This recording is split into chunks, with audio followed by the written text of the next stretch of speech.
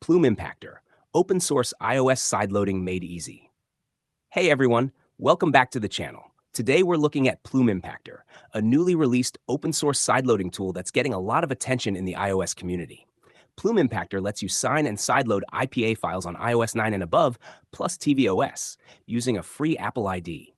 The best part? It works across macOS, Windows, and Linux, making it one of the most accessible tools out right now. From the clean GUI, you can import IPAs, manage signing, and even enable tweak injection.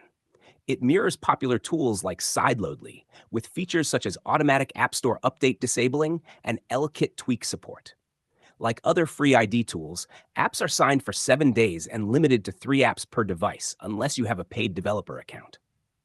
Community replies highlight real-world uses, especially sideloading on Apple TV 4K models without USB-C using virtual machines or services like AppDB. Overall, PlumeImpactor shows how the open-source community is pushing back against Apple's restrictions with smarter, more accessible tools. Don't forget to like, share, and subscribe for more iOS tech updates.